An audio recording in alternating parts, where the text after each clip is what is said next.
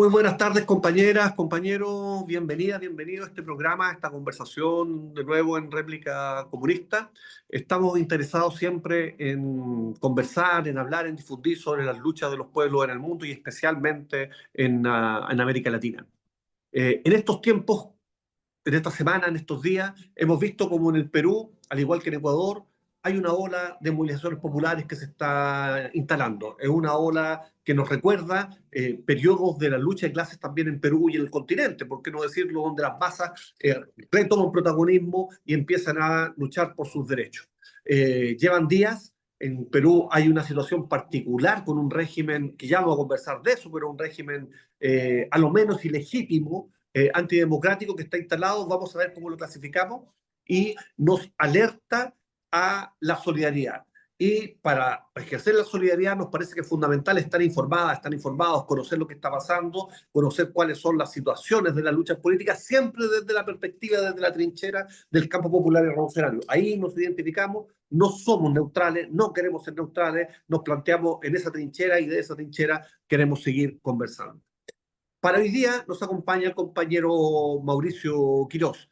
El profesor Quirós es miembro del movimiento popular. José Se me María olvidó el Arguedas. nombre. Muchas gracias. José María Argueda, Movimiento Popular José María Argueda, es un militante desde hace mucho tiempo en las causas populares, comunicador social y lo hemos invitado para tener esta conversación hoy día. Buenas tardes, Mauricio. Primero un saludo. ¿Cómo está? Bueno, saludando a todos los que nos están viendo y escuchando, y siempre atento pues a este fermento social que se está dando en el Perú, en América Latina y el mundo, ¿no? Y lo del Perú llama la atención porque atraviesa una realidad que está viendo en algunos países tipo Nepal último, ¿no? Donde una generación llamada Z también ha aparecido en el Perú y ha irrumpido totalmente, no solo en redes, sino también en la escena política, ¿no? Y eso es una prueba de que la lucha de clases existe, sigue marcando pauta, ¿no? Exactamente. Y Mauricio, compañero, ¿nos podrías comentar a qué se debe esta última ola de movilizaciones? ¿Qué es lo que la detona? ¿Quiénes son los protagonistas? Nos hablabas de los jóvenes, de la nueva generación. ¿A qué se debe que el pueblo esté volcándose a las calles? ¿Cuáles son las principales reivindicaciones y cuáles son los principales detonadores de este último episodio de lucha? Mire, inicialmente en lo que hemos podido estar ocultando, que todavía falta, sino preliminarmente, en la Universidad de San Marcos ha habido una protesta donde nuevamente la Federación Universitaria ha tenido la capacidad de organizar a su base universitaria y a los postulantes, ¿no? Allí la mecha que incendió una lucha y una toma de la Universidad de San Marcos después de buena cantidad de años que había sido pues no militarizada y terruqueada, ha tenido una consistencia fuerte, masiva de estudiantes universitarios y postulantes frente a un sobrecosto y a condiciones duras que se estaban imponiendo a los postulantes y adicionalmente de algunos reclamos parciales del movimiento estudiantil en el tema también de cierto cierre que ha habido de transferencias financieras para el comedor, sobrecostos para que se agencien de dinero las autoridades a costa del bolsillo de los estudiantes, que básicamente son de sectores deprimidos, no populares, y eso ha dado un primer bloque de fuerza organizada a esto que después ha explosionado, ¿no? A los pocos días, ¿no? Un segundo elemento tiene que ver ya con el hecho que ha coincidido también que Dina Boluarte se va a Estados Unidos, ¿no? Autorizadas por un parlamento que supuestamente ya estaba en contra de ella, y allí como acá, incluyendo el parlamento, han comenzado a decirnos de que el Perú estaba pues en las maravillas, ¿no? Que la bonanza económica era fuerte, a partir de unos datos de crecimiento del Producto Bruto Interno del primer trimestre del año, y eso ha generado una especie de desazón, ¿no? En todos los sectores populares, sobre todo, que no ven que su bolsillo crece, ¿no? No ven que el salario crece, más bien ve que las autoridades, como comentaba el caso de San Marcos, estaba más bien queriéndole sacar más dinero, ¿no? Tanto a los postulantes como para financiar el comedor, financiar los derechos universitarios que se paga por salir en el grado de bachiller o en el título profesional, etcétera.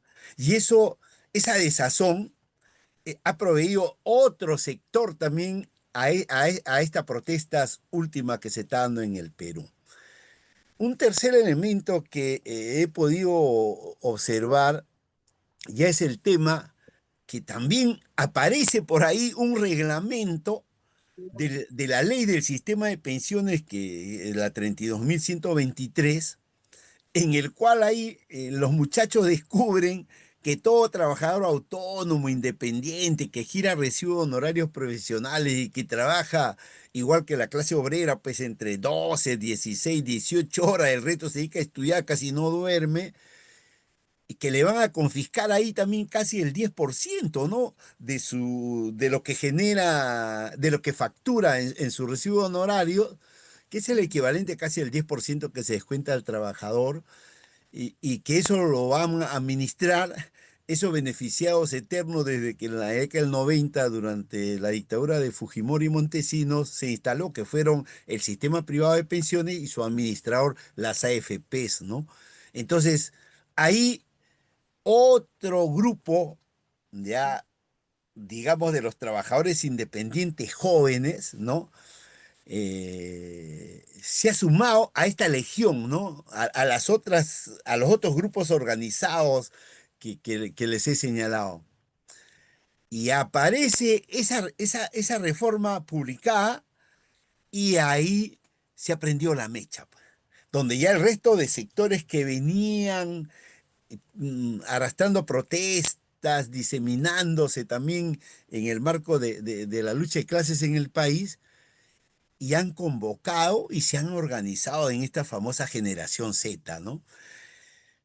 Y han convocado, pues, ¿no? A una fecha que ha sido hace 2 semanas, y como yo digo, le salió, pues, ¿no? O sea, Mm. prendió la mecha, ¿no? Y ese día, me acuerdo el primer día de la protesta, que generalmente lo hacen en un horario que todos los jóvenes, como la clase obrera, pues no, a diferencia de la clase obrera, que sí lucha para en su horario de trabajo y se va, se va y hace fuerte su lucha. El sector, digamos, pequeño burgués, el que no tiene condición de asalariado, el que es estudiante, etcétera, lo que hace, pues lo hace fuera de sus horarios habituales, ¿no? De estudio o de mínimo empleo que tiene porque gira recibo de honorarios o es un informal. Entonces no se afecta mucho y deja el espacio de la tarde, casi al inicio de la noche, y ahí convoca su protesta, pues, ¿no? Y en el Perú tenemos que en la Plaza San Martín, que es donde los maestros, pues no, en la huelga de la base regional del SUTEP del 2017 lograron, pues, también flanquear bien al Estado para poder mejorar su salario, que eran pues $250 mes. Ahora ha subido un poco, no mucho, pero ha subido, ¿no? El piso del grueso es casi alrededor de $450 mes ahora, ¿no? Casi el doble a, a antes de la huelga del 2017. En la Plaza San Martín de Lima, ahí se concentran, y ese día pues han sido, como nosotros decimos popular, un manchón, ¿no? Y han tenido una particularidad que me hace recordar cuando se estuvo protestando, cuando se defenestró a los miembros del Tribunal Constitucional, cuando Fujimori, el Tribunal Constitucional dice que no procede la reelección, el Tribunal Constitucional, bueno, Fujimori mueve a su congresista y lo despiden, a todos lo sacan, pues. Se generó todo un movimiento, especialmente de las bases universitarias, que vieron en eso a diferencia de los asesinados que había pues, en la Sierra Central, sur del país, por efecto de la lucha armada del Partido Comunista del Perú y el movimiento Tupac Amaru, ahí el apoyo era de solidaridad era mínimo, pero cuando se sacaron a estos tres miembros del Tribunal Constitucional, algunos de los cuales eran profesores en esas universidades, entonces sale una protesta terrible, fuerte, masiva, que hizo tambalear al régimen de la dictadura fujimontesinista. Igual ahora me hace acordar que fue recontra masivo también, ¿no? El primer día que convocó esta generación Z. Y tuvo un ingrediente que, claro, no ocurrió cuando hubo la protesta contra la defenestración de los miembros del Tribunal Constitucional, que sí se asemeja a la que hubo el 14 de noviembre del 2020, cuando cayó el régimen no del parlamentario Manuel Merino, que fue ungido presidente por el Parlamento una semanita antes. Ahí los universitarios también, cuando ven que del 9 al 13 de noviembre, una semana íntegra de movilizaciones en todo el Perú, Lima también, pero no caía Merino, ¿no? Mm. Y el 14 hacen lo que ahora han empezado a hacer los muchachos, ¿no? Llevan avellanas, llevan esos famosos escudos que venían ya de la protesta contra la minera Tía María, ¿no? En Arequipa, ¿no? Los famosos espartanos, ¿no? Que ponían su escudo para protegerse de los palos, las balas y las bombas lacrimógenas. Y eso es un elemento que hay en esta protesta de la generación Z, ¿no? Y el 14 de noviembre se da el intento de tomar el Parlamento Nacional, pues. Y como producto de eso hay toda una serie de combates callejeros entre la Plaza San Martín, Parque Universitario y la Avenida Bancay, casi hacia la sede de la Plaza Bolívar, donde está el Parlamento peruano. Y ahí asesinan a dos, pues, ¿no? A dos jóvenes, también Brian e Inti, que los conocemos, ¿no? Que estaban pues en la protesta, ¿no? Como jóvenes, ¿no? Chibolos, ¿no? Totalmente chibolos, ¿no? Y eso revelaba que la base social de esa protesta del 14 de noviembre se estrenó también ahí, tuvo sus dos mártires acá en Lima, ¿no? Porque también hubo en el norte, ¿no? Y también en la zona de Ica, donde el proletariado rural, ¿no? Agrícola, es el que puso la cuota de sangre. Pero acá eran estudiantes. Y ahí la represión generó tal diseminación de sus elementos que usan pente bombas, perdigones, se les acabó su munición, pues, ¿no?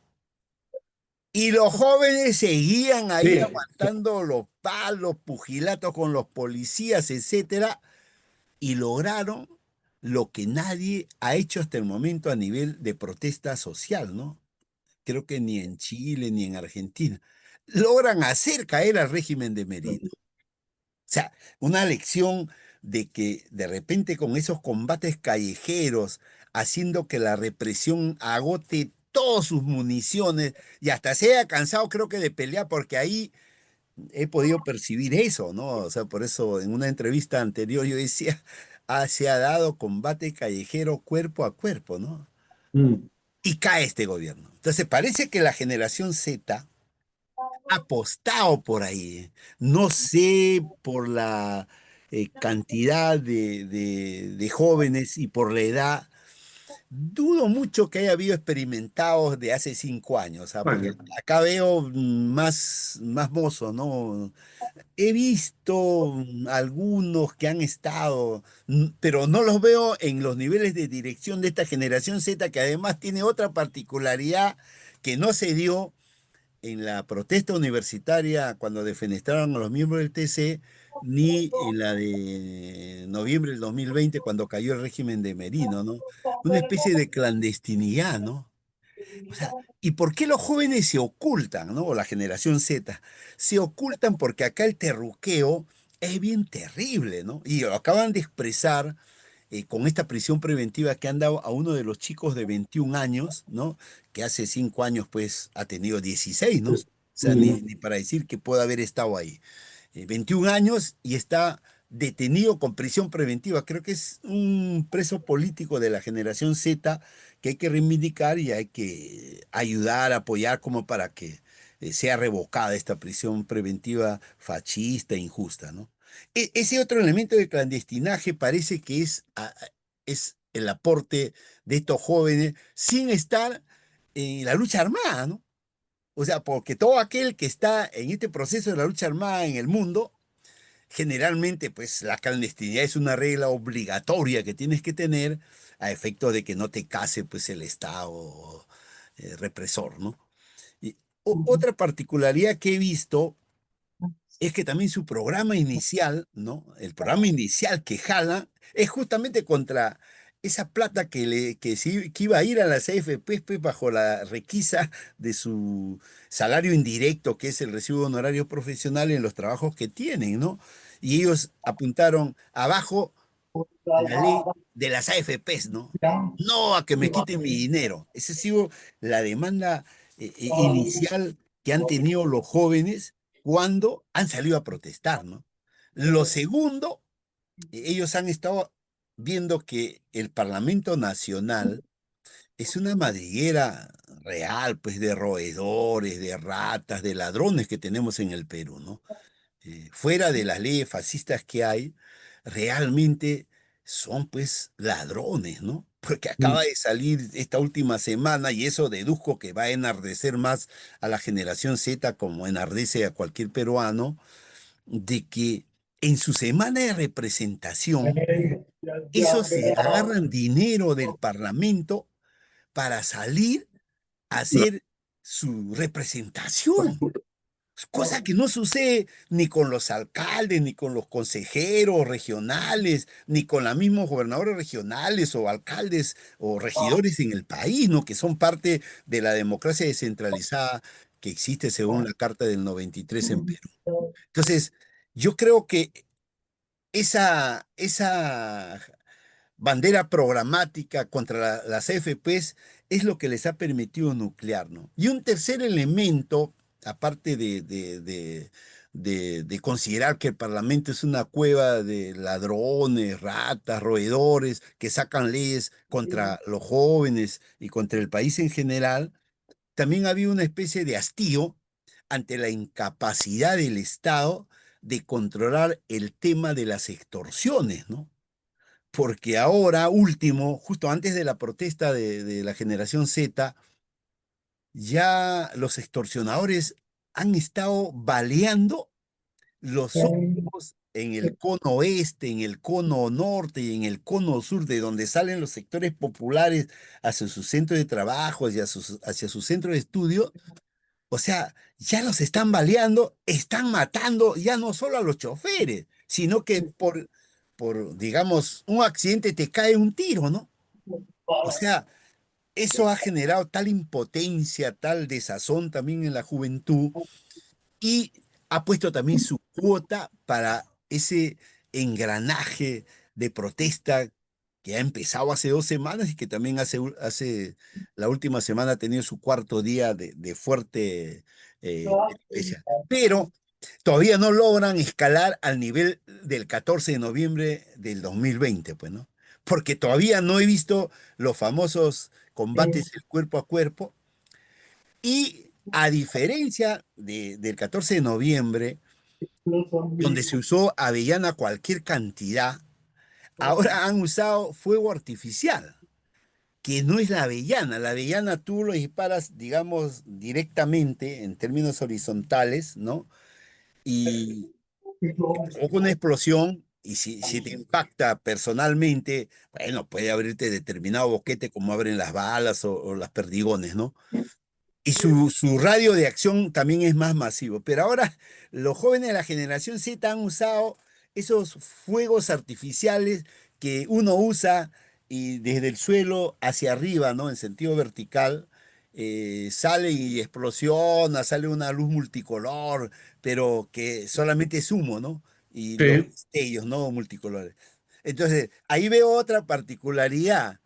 No sé si estarán diciendo a las fuerzas policiales: mira, tú me estás disparando, yo te estoy mandando mis fueguitos artificiales Yo quiero salir a protestar, no me paralices, no me pares, no me apalees, porque deduzco que con eso subliminalmente le están diciendo a la siguiente, de repente va a Viene. ser Avellanas, ¿ah? Ajá. A la tercera, de repente ya no sé si será Avellana, ¿no? No sé si ya habrá ese salto cualitativo ya, ¿no? Que es, digamos, los fierros, digamos, y puedas enfrentarte de igual a igual, porque ya lo dijo un maestro en una asamblea de esa organización sindical que creó el profesor Pedro Castillo, que es el FENATE, ¿no? Que si nos balean indiscriminadamente, vamos a tener que armarnos y cuando salgamos en marcha, vamos a tener que responderles, ¿no? En defensa legítima, ¿no? Así como tienen su ley ahora los policías y los cachacos que pueden dispararte bajo la forma de legítima defensa. Bueno, también puede ser usado en sentido inverso. Entonces, no sé si los jóvenes de la generación Z, con estos fuegos artificiales navideños, ¿no? Que se ha adelantado ahora para el mes de septiembre, estarán dando algún mensaje subliminal a esas fuerzas del orden que también como los congresistas son tremendos roedores, ladrones también, ¿no? Y yo estoy publicando casi en estos últimos 2 meses casi todas las escenas de corrupción manifiesta que hay en la Policía Nacional que sí facilito, reprime a los que protestan, pero no hace nada contra los extorsionadores y cobran por todo acá, por todo están cobrando ahora. O sea, por eso es que le decimos alcancías, ¿no? Siempre tienes que estar llenándoles. Entonces, no sé si será en Chile, con los pacos igual, ¿no? Pero acá en Perú ya hay una corrupción y por eso yo tengo un planteamiento bien claro, producto de que en la zona altoandina del Perú, en Cajamarca, donde nacieron las rondas campesinas, contra el abigeato, el narcotráfico, se tuvo que crear unos ronderos para poner orden ante el abandono de la policía y del Estado, ¿no? O sea, nadie ponía orden y el abigeato se robaba las vaquitas, las ovejitas, los carneritos, hasta las cosechas se robaban, ¿no? Y la pobreza campesina comenzó a florecer terriblemente y la única forma era creando ronderos. Entonces, particularmente yo estoy planteando la desaparición total de la policía, despedirlos a todos, ¿no? E instalar las rondas campesinas como policías, ¿no? En todos los territorios comunales. Y en los no comunales, que básicamente es la costa peruana vinculada a las playas, ¿no? Instalar a las rondas urbanas que ya hay en algunos lugares y a licenciados, ¿no? De las Fuerzas Armadas porque son del sector popular, ¿no? Entonces, creo que así se va a poder hacer algo y de paso limpiamos a la Policía Nacional de todos esos elementos fascistas que cuando protestamos nos meten balas, nos apalean, ¿no? Como acaba de ocurrir con esta persona de la tercera edad, ¿no? Que basta que se estaba acercándose y de frente le ha metido su golpiza ahí, ¿no? Con esas varas tremendas, duras, ¿no? Algunas veces he recibido, te deduzco que si te cae en la cara, debe haber sido terrible porque le ha destrozado todo el tabique, todo a esta persona de la tercera edad. Bueno, ahora que sancionen a ese policía porque muy prepotentemente ha salido de su grupo y le ha metido ahí la macana, ¿no? Entonces, yo creo que programáticamente está bien, pero ahí he visto una debilidad también. O sea, yo a veces no entiendo por qué en las protestas solamente vamos al Parlamento, ¿no? Ujú. O sea, si al final los parlamentarios y los que están en Palacio de Gobierno son solo mayordomos de los sectores que acá en el Perú dominan.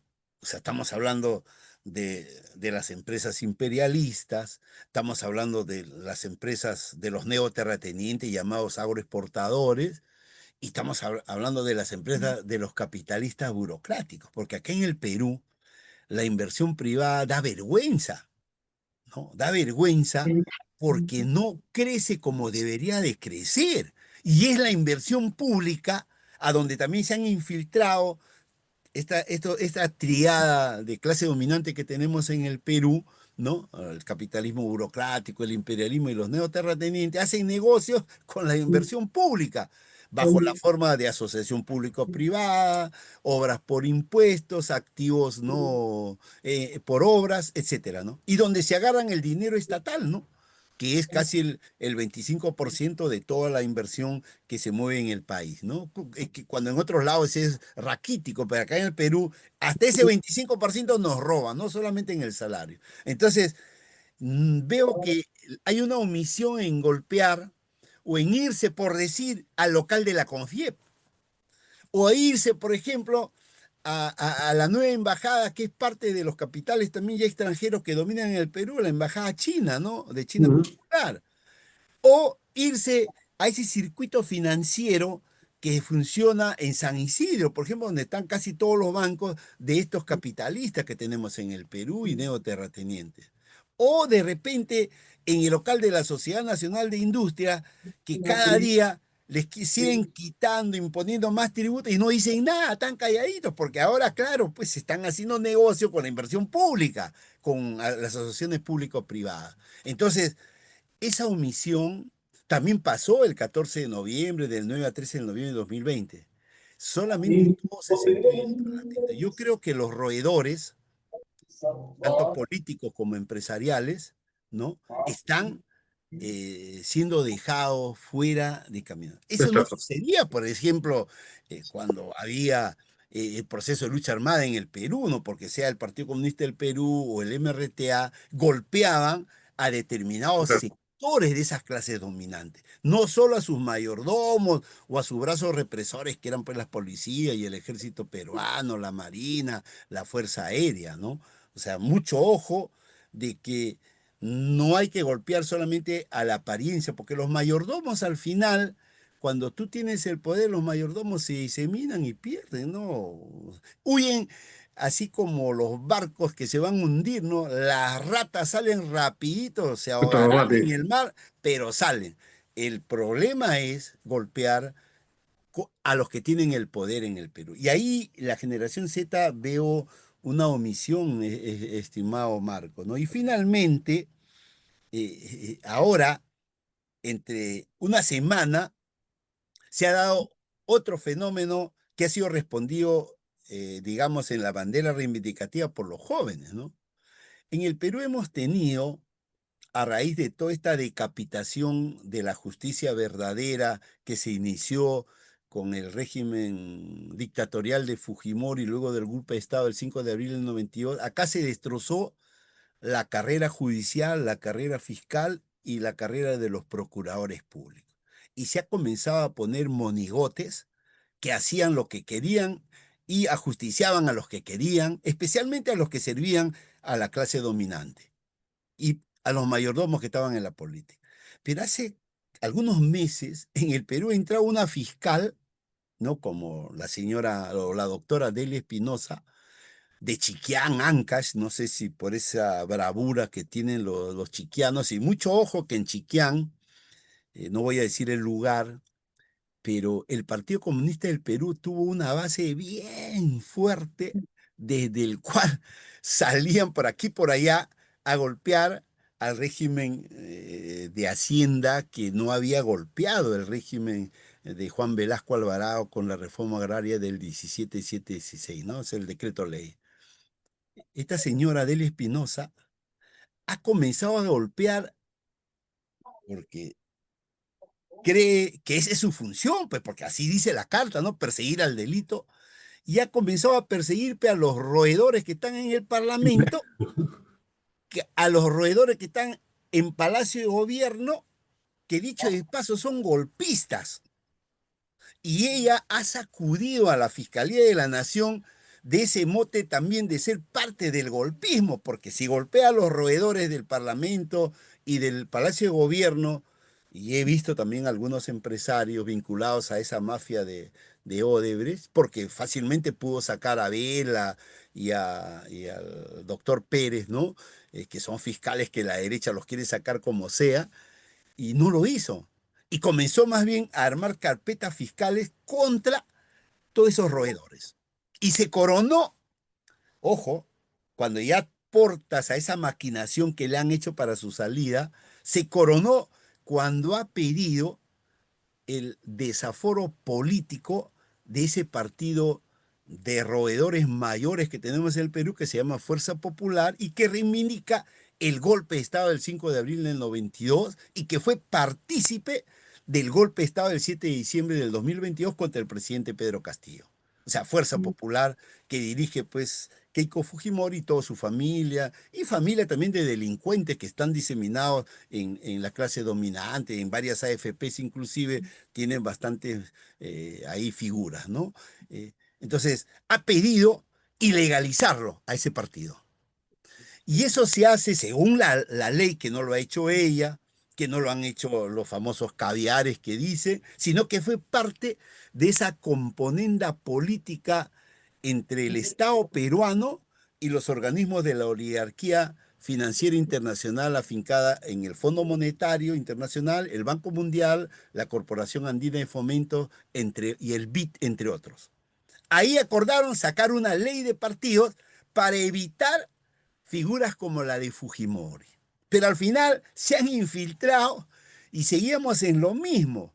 Pero ese resquicio legal de acusar a un partido de ser, ojo, totalitario, corrupto, fascista, de eso se ha cogido ella, ha presentado más de 3.000 folios y ha pedido la ilegalización de Fuerza Popular como partido totalitario, fascista, corrupto, ¿no? Que las pruebas hay, ¿no?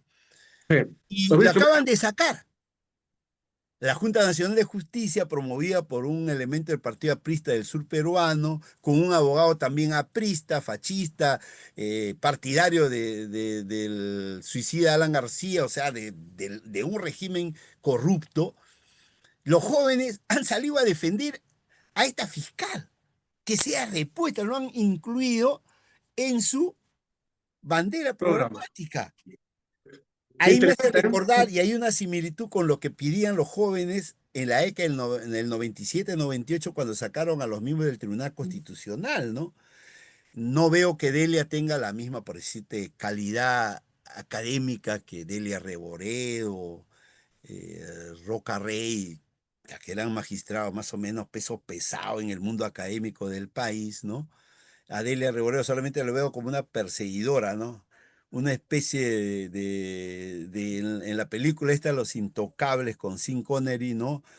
Sea, que era un perseguidor. A esa fiscal Oye, lo veo así, una Sean Connery de todos esos roedores que tenemos en el Perú, ¿no? Eh, entonces, si los jóvenes se interesan por una persona así, están diciéndole a la política peruana, a la economía peruana, no queremos, ¿no? Ladrones. Queremos gente que persiga lo delincuencial. Y creo que ahí Delia Espinosa se ha ganado ya un sitio en la política y en la historia del país. Porque estos 4 días duros de brega, de lucha de la generación Z, tiene esa bandera de pedir su restitución, ¿no? Entonces, eso te podría decir, Marcos, a grandes rasgos, ¿no? Marco, De lo que pueda estar aconteciendo en este espacio de que es lucha. un mes de protesta, de lucha de clases, porque la lucha de clases, si bien es cierto, se da en todos los niveles, ¿no? En todos los niveles, en el sector juvenil, generalmente las contradicciones sociales se dan de una manera más rápida por el tema también hormonal, ¿no? Tú sabes que un joven sale a la calle, y ya el presidente Mao Zedong lo señaló, tiende a ser más revolucionario que todo el mundo, ¿ah? Tienen todo un Inclusive futuro por ganar. avasallan a las direcciones y se van, pese a que los principios determinados en toda lucha siempre es no salirse del cauce, porque si te sale del cauce es bien duro después regresar, ¿no? Pero Entonces, la pero los juventud jóvenes acá ya desborda, se desbordaron ¿eh? Eso. y calculo que en su tercera fase es un periodo ya de definición, porque yo no veo, y ayer lo he escuchado a esta asesina de Dina Boluarte, de decir que ella va a seguir utilizando a ese bracito, a esa macana que tienen los policías. Vale decir que seguro subliminalmente también nos está diciendo que nos va a meter bala, así como lo hizo en la protesta postgolpista del 7 de diciembre del 2022, ¿no? Entonces, yo creo que ahora no hay que dejar a nuestros jóvenes las inmolaciones, ¿no? Y creo que la vieja generación, de repente, los que puedan estar en sus cuarteles de invierno, ya tendrían que salir sería la mucho calle. y hay que acompañar y Y bueno, entre un aportar. joven y un veterano, pues de repente si alguien tiene que dejar luchando las cosas, tendremos que ser los de la vieja generación ya, ¿no? No Sí, podemos dejar que se inmolen solamente nuestros jóvenes. Pero la racionalidad de la protesta ya ahora tiene que comenzar a entrar y no solamente el tema hormonal, ¿no? Porque programáticamente yo veo bien, ¿no? Inclusive ahora están pidiendo también ya la cabeza de Dina Boluarte, ¿no? Inicialmente pedían la vacancia nomás, que era centrarse en el parlamento de los roedores, ¿no? Ahora están pidiendo ya fuera, o sea, se está dando cierto salto reivindicativo, ¿no? Va a escalar de repente más, ¿no? Puede escalar más. eso, bueno. Queremos Claro, que eso sea así. vamos a conversar, ojalá ahora mismo sobre las perspectivas, porque ya estás describiendo un escenario de lucha interesante en el que los protagonistas hasta el momento es la juventud popular en el Perú, que está dando ejemplo y que está, como ya nos explicas tú muy bien, siguiendo un camino histórico. Han habido otros episodios recientes, el año 20 y anteriormente, en el que esta juventud se alza en función de sus reivindicaciones, porque tenemos un Estado, una democracia que no satisface los derechos, no satisface las condiciones mínimas de vida, al contrario, las va exprimiendo, las va apretando, va negando. Y existe, la olla a presión aguanta, pero hasta cierto punto y en general, en la mayoría de los procesos revolucionarios, efectivamente la juventud da el ejemplo, desborda, empieza a mostrar el camino, pero también muestra las limitaciones. Estos procesos de lucha potentes, necesarios, inevitables, nos enseñan y hay que seguirlos, pero también nos han enseñado que tienen ciertas limitaciones. Además de las limitaciones, te quería preguntar, porque tú nos estás hablando, nos has descrito un régimen corrupto, efectivamente, de roedores en el Perú. Para quienes no vivimos en el Perú, para quienes no estamos al tanto, a caballo inmediatamente de la situación, ¿nos podrías, por favor, en un par de minutos, caracterizar el régimen peruano, el régimen de Boluarte? ¿Qué tipo de democracia? ¿Es democracia autoritario, un régimen liberal, un régimen fascista? ¿A qué intereses de clase está representando y qué ligazón tiene con el imperialismo? Mire, yo creo que este régimen que se instaló el 7 de diciembre del 2022 es un régimen no democrático, ¿no? Políticamente, ¿no? Ha nacido con una defenestración inconstitucional del presidente Pedro Castillo. Yo creo que hay una dictadura acá que tiene dos cabezas, ¿no? Una está en el Ejecutivo y otra está en el Legislativo, ¿no? Todo lo que es producto de un golpe de Estado, ¿no? Evidentemente, o se centra generalmente en el Poder Ejecutivo y no hay parlamento, ¿no? Pero durante el régimen del Fujimontesinismo, luego del golpe de Estado del 5 de abril del 92, se dio esa dualidad también. O sea, había un poder ejecutivo y había un poder legislativo como producto del acuerdo que hubo en las Bahamas con un uruguayo, ¿no? Baena, Joao Baena, que presidía, ¿no? La OEA, que logró sentar a la oposición tibia que había y al régimen que dio el golpe de Estado. Y se impuso esa salida y hubo una dictadura también de dos cabezas ahí, parlamento y ejecutivo. Igual se ha dado en el Perú. Pero no olvidemos también que en el régimen uruguayo con Bordaberry también sucede eso, Mm. ¿ah? O sea, ponen a un monigote, ¿no? Y el Parlamento seguía funcionando, ¿no? Eso no se dio en los clásicos que es en Argentina y Chile, donde se cerró, ¿no? Y Sí, se persiguió. En el Perú, con esa dictadura de dos cabezas, ¿no? Se ha asesinado a cerca de 80 peruanos en las protestas justo contra ellos, ¿no? Se ha lisiado, se ha vuelto tullidos a cerca de casi 1000 personas en el Perú, y hay más o menos cerca de 10.000 procesados por la Fiscalía y el Poder Judicial como producto de esa protesta, sino que nadie quiere decir que nos ha caído una bala en la pierna, en el brazo, en el cuerpo, porque acá simple y llanamente, aún así te encarcelan. Entonces, las familias están cargando esa cruz a su interior, ¿no? A su interior. Entonces, yo creo que estamos en una dictadura de dos cabezas. Ahora, ¿cuál es su vínculo con el capital internacional, con el capital local, con el régimen de los neoterratenientes en el Perú?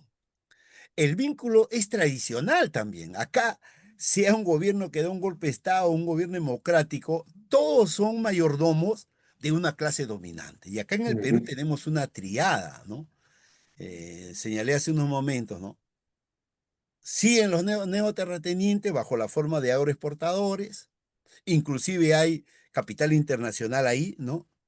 Eh, Sigue empresas imperialistas operando, especialmente en el sector minero, ¿no? Siguen el dominio del capitalismo burocrático, que es el capital privado que se asocia al Estado para poder, pues, seguir gozando de las ganancias propias que le generan operaciones privadas y operaciones con el Estado peruano, ¿no? Entonces, yo creo que este régimen de dictadura sirve a esas tres clases, ¿no? Su alineamiento ya no es solamente al imperialismo norteamericano, mucho ojo, ¿no? Ahora, en el territorio peruano ha engarzado la presencia del capital chino, ¿no? O sea, del imperialismo chino, por más que allá haya un régimen dirigido por el Partido Comunista Chino, ¿no? Y de igual manera el capital europeo sigue teniendo bastante presencia, ¿no? En el Perú, ¿no? No olvidemos que en el sector minero están los tres, ¿no? El capital norteamericano, el capital europeo, el capital chino, sin descuidar al capital canadiense y al capital australiano, pero que tienen relacionamientos con sede en Suiza, porque Suiza tiene una particularidad, así como su famosa neutralidad que hubo en la Segunda Gran Guerra capitalista que hubo en el mundo entre el 39 y 45, ¿no? O sea, Suiza permite todo ese entrelazamiento de los capitales para que gocen de impunidad y Actualidad. se roben recursos de nuestros países, como pasó en las Bambas, que ahora manejan los chinos. Porque ahí se fueron cerca de 7.500 millones de dólares de no pago de impuestos por esa transacción que hicieron los suizos con los chinos de extrata para dársela a las Bambas, al régimen que hoy gobierna China Popular, ¿no? Entonces, yo creo que este régimen sirve a esas tres clases y no sorprende eso, porque en el Perú, en el Parlamento, hemos tenido dos presidentes del Parlamento, uno de los cuales es María del Carmen Alba y otro el señor Olaechea, ¿no? Que son representantes de los neoterratenientes en el Perú. O sea, imagínense que han estado en el Parlamento peruano y presidiéndola, ¿no?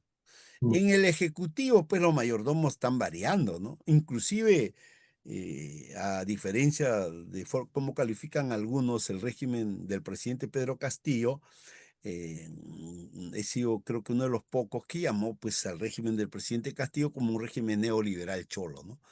Por que le dio el BCR a los neoliberales con Julio Velarde, ¿no? Que hasta ahora sigue porque mantuvo las concesiones pese a que podía habérselas eliminado aplicando pues el artículo 86 de la Constitución del 79 por el golpe de Estado del 5 de abril del 92 y los obligaba a renegociar tal y como hizo el presidente Evo Morales en Bolivia, ¿no? Él les dijo que no se habían cumplido ciertas cláusulas constitucionales y legales además y que si querían podían irse o renegociar. Algunos más extremistas del capital se fueron, pero otros negociaron y siguieron operando bajo las nuevas reglas que impuso el gobierno popular de Evo Morales. Acá en el Perú el presidente Pedro Castillo no hizo eso, ¿no? Ahí un poco continuó por eso el régimen de concesiones, que es donde se están saqueando los recursos, no solo financieros, sino también están depredando el agua y los suelos, ¿no? Porque de nada no va a valer tener minería cuando ya no hay agua que tomar o que usar en el agro, etcétera, ¿no? Eso sería mi apreciación, estimado Marco. Perfecto, muchísimas gracias. Muy clara la exposición y nos permite tener un panorama bastante certero de la composición de clase y la orientación del régimen en el Perú. Mauricio Camarada, para terminar, quisiera preguntarte, en la primera parte ya lo visualizaste, ya lo podemos sacar algunas conclusiones, pero más directamente, ¿cuáles son las perspectivas de este movimiento para que pudiese dar estos saltos cualitativos que tú planteas hacia dónde debiese ir y cuáles son las tareas del movimiento popular, los revolucionarios, frente a esta situación? ¿Ya? Eso. Es necesario unirse, es necesario montarse, hay que participar en esta lucha. ¿Cómo y hacia dónde debe llevarnos esta lucha? Mira, en algún momento este novelista ya falleció, que luego ancló en el fascismo, ¿no? Por apoyar a Fujimori, que fue Mario Vargas Llosa, se preguntó en qué momento se jodió el Perú. Yo creo que el Perú en estas últimas protestas se ha comenzado a joder porque tu pregunta es bien certera, que en la perspectiva los que participamos a veces no lo hemos visto. Mira, el 14 de noviembre se inmolan dos jóvenes, la protesta trae abajo el régimen de Merino y entra un régimen anodino, tercerista, como fue el régimen de Sagasti, que no atendió ni siquiera a esa familia de todos los que fueron reprimidos, tullidos, golpeados, procesados, porque nunca dio una amnistía. Mm. Segundo, tampoco atendió la demanda por el cual se había salido. ¿Cuál era? Justamente que los roedores del Poder Ejecutivo y del Parlamento se habían repartido el poder y no se tocaba este régimen ignominioso que hay en lo social, ¿no? Porque la pobreza continúa, ¿no? En el Perú ahora tienes 1,9 millones, ¿no? Que entre el 24 y el 25 se han incorporado al famoso régimen Nini, ni trabajan ni estudian. Mm. Ahora, como ha caído el PBI del primer trimestre al segundo a 2,8, eso significa que al cierre ya no vas a llegar al 3% y vas a tener casi 150.000 nuevos ninis. O sea, si tienes 1,9, ahora vas a tener 150.000 más. Quiere decir que el 26, el circo electoral que hay en el Perú va a estar en medio de toda una crisis, ¿no? De empleo terrible. Es más, el 2019 había, ¿no? 6,4 de desempleo abierto, desenfrenado. O sea, el modelo neoliberal no se abastece para ni siquiera liquidar el desempleo, pero ahora ha crecido a 6,5. Eso quiere decir, entre el 19 y 24, 5 años, gobierno de Castillo incluido, por más formalidades que digan que hay en las planillas, según la SUNAT, el INEI, el desempleo está creciendo. Quiere decir que el modelo de los mineros, de los neoterratenientes, de los capitalistas burocráticos, de sus negocios que hacen todos los días, no genera empleo, sino más bien desempleo. Del subempleo no hablo porque casi la mitad del país está en el tema del subempleo, con ocupaciones precarias, con salarios, ni siquiera salarios reducidos, recibo de honorarios. Entonces, yo creo que no podemos seguir que cada vez que luchamos, los que usufructúan son otros. ¿Ya? Eso también pasó, ojo, eso también ha pasado en el régimen de Castillo. O sea, los que usufructúan el poder económico y político pueden tener sus divergencias. El mayordomo a veces se pelea con los dueños, ¿no? Es así, ¿no? sea porque no le lustró bien los zapatos, no le limpió bien el saco, la corbata, o no le hizo pues la comida que le gusta, qué sé yo, se pelean, pues tiene su contradicción, igualito se da entre Parlamento y Ejecutivo como régimen de dictadura. Entonces, qué es lo que pasa? En el régimen de Castillo tampoco hubo una famosa, pues, por decir, hablar de la industrialización, no se hizo la famosa industrialización del campo peruano. Incluso en el régimen educativo, nosotros en el régimen del 2020 parlamentario de transición, que duró hasta julio del 2021, ¿no? Porque Vizcarra, pues tú sabes que cerró el parlamento y llamó a elecciones, entraron nuevos congresistas casi por un año, y ahí se estableció que el 6% del PBI, ¿no? Tenía que ser para educación. Pero ¿qué pasó? Nuestro presidente Pedro Castillo no cumplió. Él entró en julio del 2021, cuando ya existía esa ley y debió de ejecutarlo para el 2022. El 2022, antes del golpe de Estado, él también diseñó el Parlamento con su MEF y el Parlamento. Tenía la otra oportunidad para dejar para el 2023 dos veces y las dos veces no lo hizo. Prefirió otras cosas. Entonces, ahora, ¿qué puede pasar?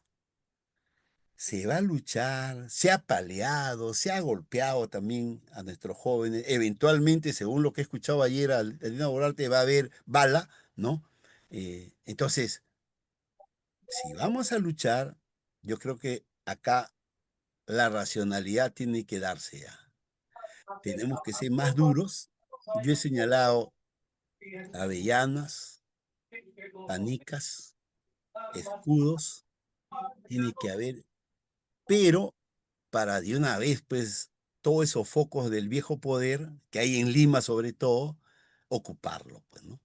Y ahí tiene que jugar un papel importantísimo esos que ya están haciendo así de una manera casi, digamos, anárquica, ¿no? Que son los transportistas, porque por primera vez en dos conos del Perú, que es el cono este y el cono norte, han salido con sus vehículos y se han posesionado de las vías troncales y han impedido el tránsito y han generado todo un problemón al funcionamiento de la economía, de la educación, etcétera. Yo creo que ese tiene que ser, y para eso hay que coordinar con los transportistas, ¿no? Es más, sin necesidad de coordinar, acabo de escuchar en la madrugada de hoy a los dirigentes de los tres bandos que hay también en el sector del transporte, tipo la política, que hay 41 partidos en el Perú, hay tres sectores ahí, y los tres están anunciando una especie de paro indefinido a partir de estos días siguientes. Entonces, o los jóvenes eh, se pliegan, la generación Z se pliega para hacer un solo todo, pues, ¿no? Claro que ahí cada uno tiene sus propias banderas, ¿no? Los transportistas han dicho, a ellos no les interesa si cae Dino o no, a ellos lo que les interesa es que no los maten. Es una demanda instintiva, ¿no? Porque los están matando fuera de cobrarles cupos. Porque han subido los pasajes, porque les pagan ya a dos, tres extorsionadores, bandas de extorsionadores, donde yo sospecho que los policías están metidos ahí, mucho ojo. Entonces, yo creo que tiene que haber un encuentro, ¿no? Ahora, en el nivel de racionalidad también, yo creo que los hermanos y compañeros del CONUL y del CENUL no deben de ver como competidores a la generación Z ni a los transportistas. Si hay que sentarse horizontalmente, yo creo que hay que sentarse con todos ellos y organizar ese copamiento en la nueva fase de la lucha. Porque si los transportistas van a iniciar un paro indefinido y que sea con toma de las vías públicas con sus vehículos, yo creo que ahí tenemos que estar todos. Porque esa va a ser la única forma de que paralicemos lo que hasta ahora no han podido hacer las centrales sindicales en todo este periodo, ¿no? Porque son los grandes ausentes, no quieren coordinar nada, o si coordinan lo hacen en otra fecha. Entonces, ese nivel de racionalidad para coordinar debe ser. Y un poco, si los transportistas llevan vehículos y paran, si los jóvenes mueven su base juvenil, yo creo que los compañeros del CONUL y del CENUL y de algún otro colectivo que solamente de repente tenemos ideas, experiencia vivida, yo creo que tendríamos que subordinarse a ellos, ¿no? No sé si daremos, ¿no? Pero si, digamos, yo estuviera ahí en esa reunión, lo que ellos acuerden, esos dos bloques, Ahí vamos. debemos de ir. Yo no sé acá por qué todavía queremos afirmarnos que somos la vanguardia, ¿no? Pero, ¿qué hace un general sin tropa?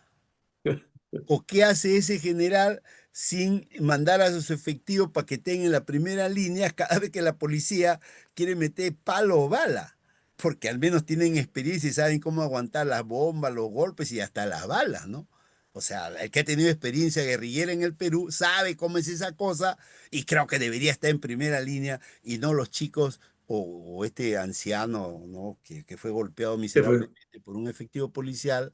Ellos no saben esas consecuencias. Todavía Todavía no. van a aprender.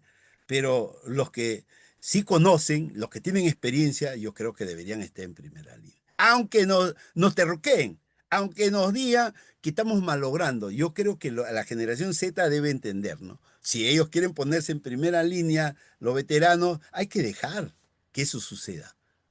Porque lo que no queremos acá es que esa juventud sea la más golpeada. Porque con ellos, así como yo estoy viendo su bandera programática, podríamos hacer el no caer y el no jodernos más, pues, ¿no? Porque de nada sirvió Sagasti, de nada sirvió Castillo, es más, todavía nos decían, nos hemos dado cuenta que no hemos tomado el poder, pero ¿quién cree que por elecciones vas a tomar el poder? Pues, ¿no? O sea, eso es impensable en los que están en posiciones de izquierda, ¿no? Sabemos que por elecciones no se toma el poder, ¿no? Además, Marx ya dijo en uno de los prólogos del Capital, puede haber, dice, en Inglaterra, país civilizado, ¿no?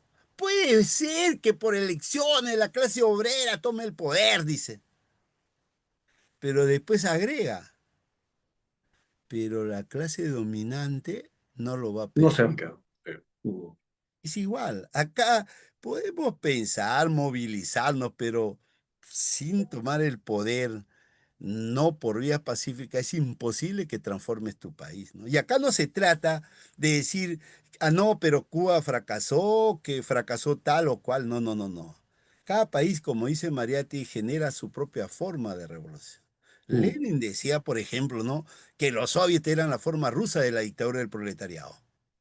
La Comuna de París, que no, que ojo, todavía ahí Marx estaba su teoría definiendo y dijo, ah, ya, esa es la forma de la La forma dictadura de... del proletariado. ¿Y qué era la comuna? Era donde los que hacían las leyes, que eran los comuneros, tenían a su vez que ejecutarlo, pues ser poder ejecutivo, legislativo y judicial. Y es más, tenía que dirigir al ejército. O sea, por ahí dijo, ahí está, ese es el ejemplo. Y se comprobó su teoría, pues. En cambio, los que nos ofrecen democracia liberal o lo que fuere, no funciona para nuestros pueblos. ¿Ah? En tu país, en nuestro país, a ver, miremos, socialmente, he señalado las cifras de cómo crece el desempleo, cómo está también el tema de los ninis. No cuento que acá el salario que se gana todavía una parte tienen que ir al sistema privado de pensiones, 10%, cuando en Estados Unidos y en Europa los empleadores aportan el 6 a 7% y el trabajador solamente 4 o 5%. O sea, donde ganas poco, que es el Perú, todavía te requisan tu salario. Y no solo eso, acá los ricachones no pagan los tributos que se pagan en los países de Occidente. No, Allá la renta supera el 50%.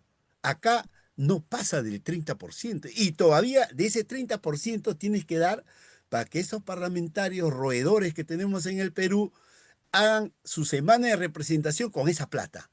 O sea, esto es inconcebible. Entonces, la desigualdad económica, social y política solamente puede desaparecer si es que los sectores que están siendo golpeados, las generaciones como la generación Z que no tienen futuro, tomamos el poder. O sea, ¿para qué? Para impedir otro Sagasti y otro Castillo, pues.